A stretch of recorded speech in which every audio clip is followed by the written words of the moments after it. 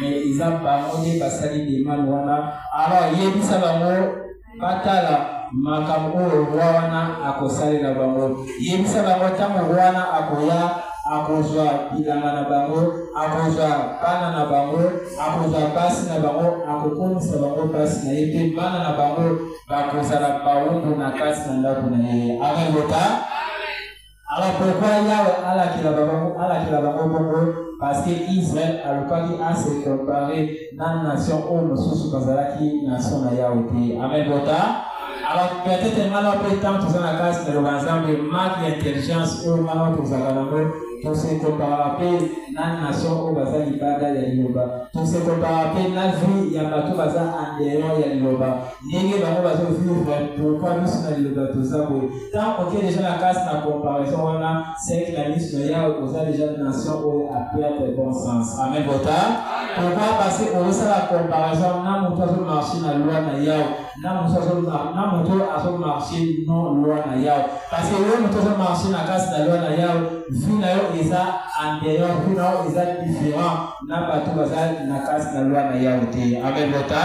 Alors ça est important que ça la casse de bazambe vu ozo meni na casse de bazambe vu ozo faire marcher na casse de bazambe eza vu eza na casse na mobilité eza différent na bato bazali banda ya liloba. Amen bota. Alors la casse na ceux qui ont la casse na comparaison eza comparaison où ils ont le faire éloigner na casse na voix na ya tropa à partir de la comparaison na et pour faire éloigner et pour le na casse na liloba. Alors ça est important que la casse de bazambe marcher selon les yao avant de faire marcher selon destin na yao les yao tracer destin na yo casse de bazambe nous allons faire parcourir destin wana malembe jusqu'à ce que et yao akobala ko faire copier ça yo mais oye abondisa ki ifana yo. Amen bota. Alors ça les fort na casse na yo et pour la nation on va perdre bon sens parce que celui va comprendre qui oye ko la bango na demande pour la comparaison on va mettre ça là va que comprendre et base à la bongo par la kaka loi na Yahweh. Amen bota. Alors maintenant le grâce tout ko la rien qui loi na Yahweh. Alors tout ça grâce parce que tous en nation où la peur de bon sens mais tous en nation où la bon sens pour la niveau na yao pour la niveau na yao pour y à surface na yao pour que yao a faire marcher biso selon où allez destin na ikas na biso. Amen bota. Après y a voilà tout garder tout ça sera pour que yao abatela après ce qui vient 7e trompette.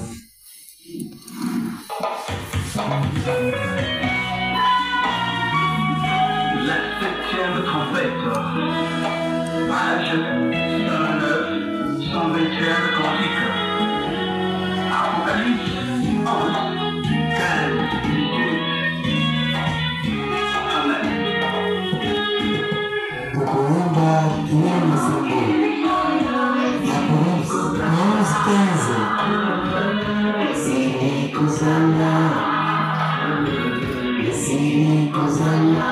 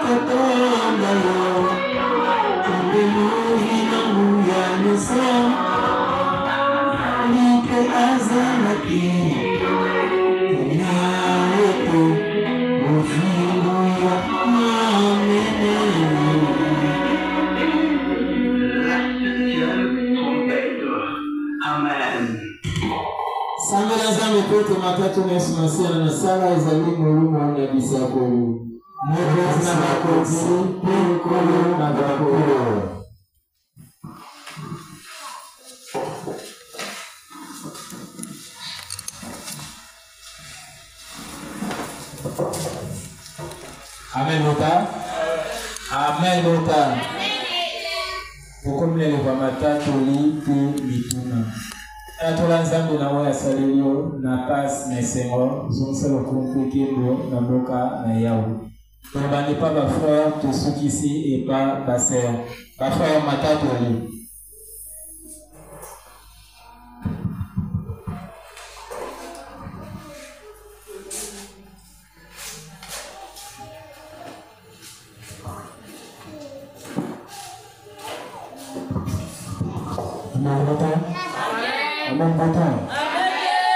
Nasa kumsahau wengine amatanga patati semaine na benedikte malgré ma difficulté en zéa de la bongola et puis la moana yi abatinga puis la commune katibi to potentiel sur amen.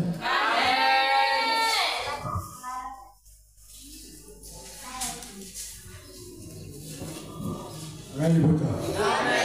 Kumsa zabe parce que ta kambi ni la balis keni na mtu kama zakabati hauna kumsi nambi. Yami parlé, tu m'as jamais parlé, vous en avez parce que vous avez la tombe de là, depuis l'intérêt à une tombe, quand il y a presque 4 jours d'accord de tombe, après on a eu le comment il y a la gueule là-dessus, on va la dire par la gueule à l'occasion. C'est 4 jours pour parler tout là, il y a eu l'autre après on compte à prison, on compte à 15 km de ministre intérieur après-midi, gouverneur. La libération, ce que tu as su, simplement, quand tu as su la conduite, le collège au gouvernement, le municipal, le super honte que nous tenons en main. amuna kutumsanga ndanga pena mose ngabisa profesa mubugi okaza ndalena mubugi asapena kati na mara oyimbo nazapena kwa matenda zalika na kundi make janda osala amuna kumsindana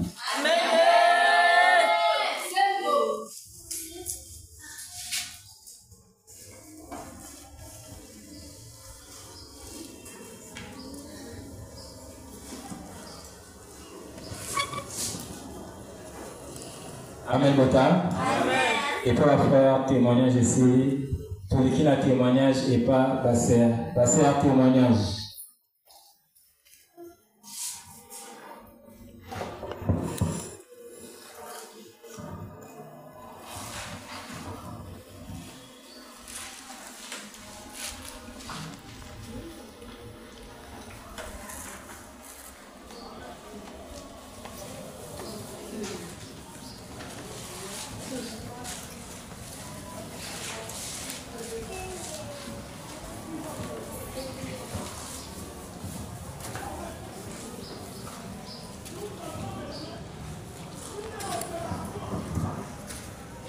Amen, Bota.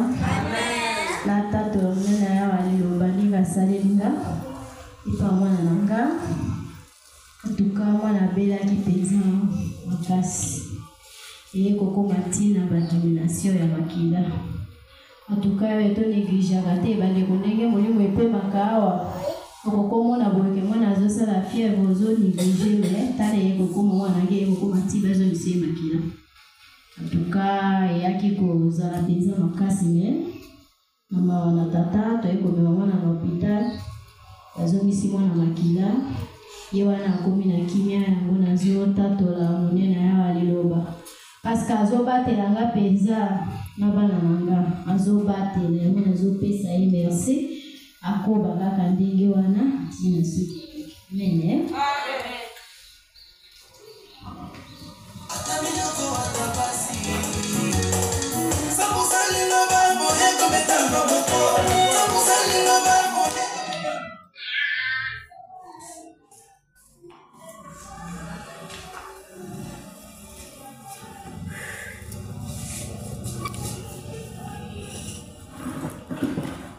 Amen, Bota.